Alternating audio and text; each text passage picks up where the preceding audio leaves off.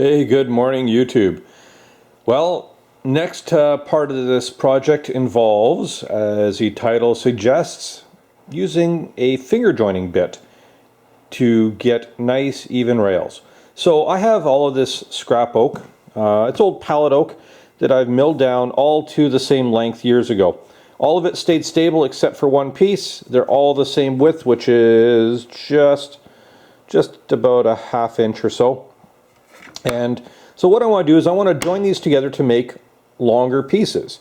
And I could just, 45 and overlap them. That would be nice, but I thought I'm building a nice outfeed table. Let's put a little sparkle into this thing. So I'm going to rip these down to a little bit more than final width because I want to have some meat to play with. I can either joint or run on the table saw and kind of clean up any edges or glue stuff. So these will be cut down later. But I'm going to go through how I'm setting up my finger joining bit. I haven't used this thing in years. I kind of had to relearn it.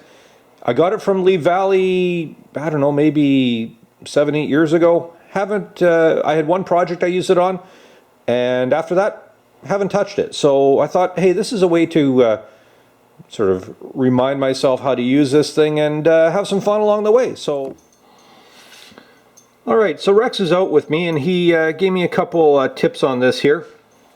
So the kit I have is from Lee Valley. It has one large main cutter. It has multiple smaller cutters and then a bearing at the bottom. It also comes with spacers, which are just like this.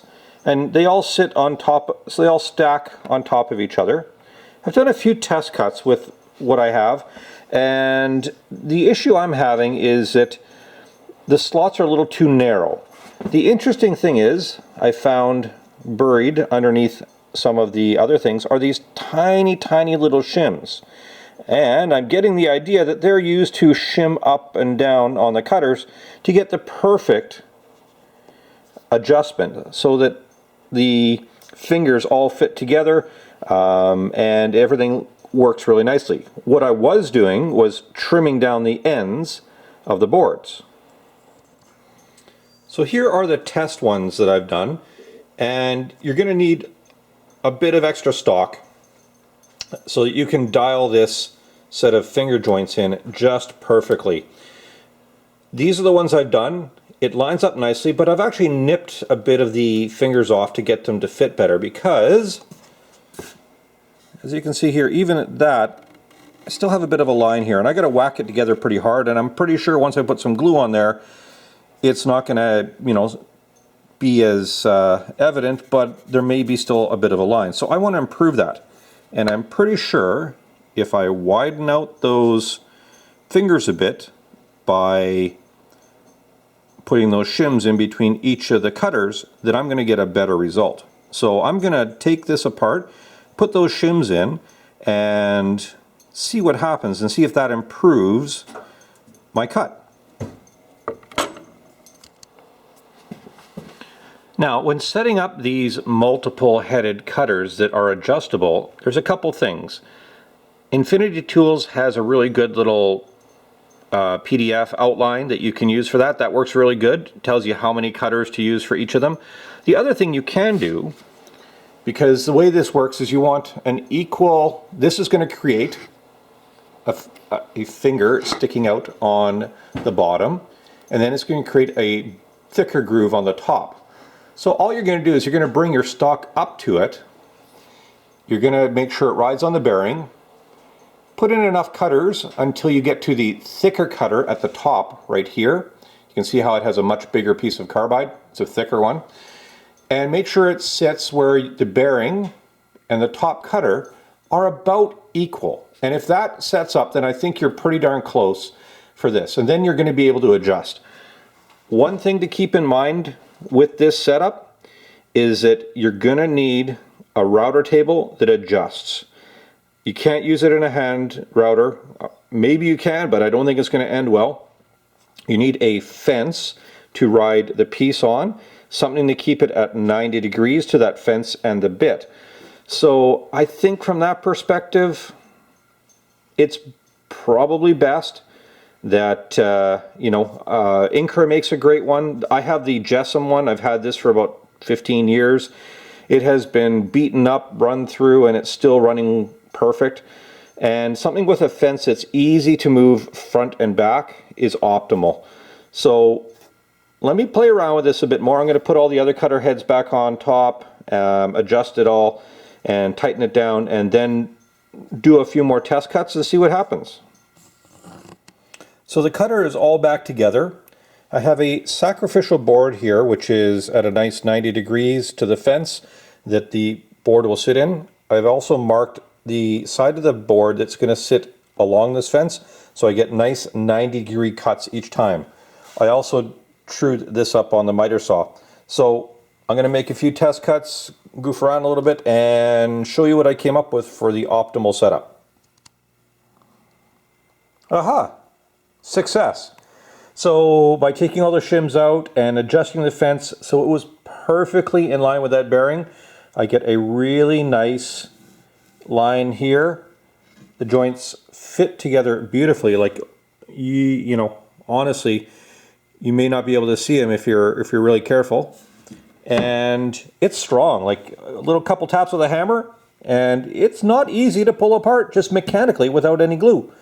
So I'm going to get to working on this. I'm going to do up all the other boards, cut them to length, cut them to width, and give a little bit of extra on both ends, and see what I come up with. I'll show you the outcome once it's all done up and glued up, and what it can really look like. But again, for these cutters, couple things. Make sure, if you have the adjustable cutter, which is all I can comment on, that the bearing is perfectly in line with the fence. You find the thick cutter and make sure that the thick cutter and the bearing are about equal, or make equal indents on the board, top and bottom. And then all you have to do is flip them over. When you're putting the cutters back on, make sure that they're about 90 degrees to each other. This one's a little bit off. I may go back and adjust that. I don't think I need to, but I might. And go slow. You have to use a router table. I just read the Infinity Tools adjustment guide. Must use a router table, so no freehanding it.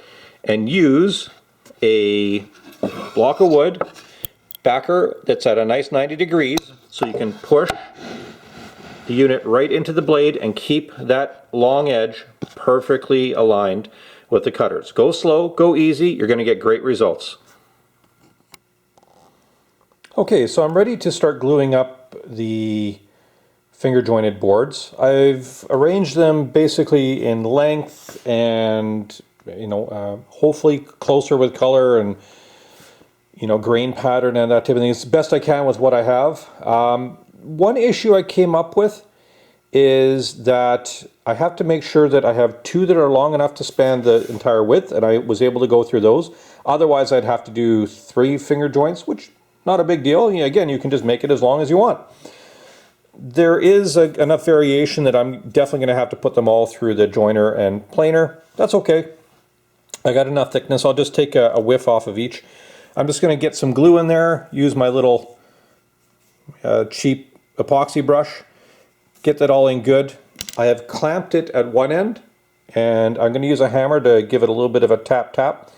I'm going to clamp it on the other end, and then in the middle, so it doesn't bow, I have a bunch of scraps of wood from the cutouts from the tabletop here, and I'm just going to put another piece of parchment paper and lay those on top so it keeps it relatively flat.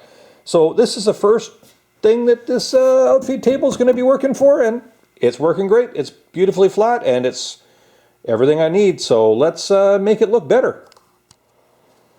Okay, glue up's all done. What I did do is make sure I put a straight edge on here and then adjusted this side to side so that I got a nice straight line. Again, these will be cut down and any inconsistencies will be, taken care of on the joiner, but it's coming out really good. I like it. So once this is all done and I can mill them up, I'll show you how they turned out. Okay, wood butchers. Final outcome here. This is the it's okay. You know, the finger jointed, it's definitely strong. I had a test piece that I kind of messed with. Turned out really good. Certainly it's going to be more than what I need for just a facing on the bench here. It's not perfect. I got to work on my technique, mainly because I think I need better clamping force squeezing in this way. So the way I had it, it wasn't working. I'll work on that, come up with an idea. But it turned out good. There's a little bit of a step on this side, a little bit more of a gap there. This is all going to go through the planer and joiner, so I don't know, it turned out okay. You know, it gave me big enough boards that I can use on this and a solid edge, so they're all going to be one piece and they're not just kind of 45 together. So worked out all right. That's my adventures in using a finger joining system.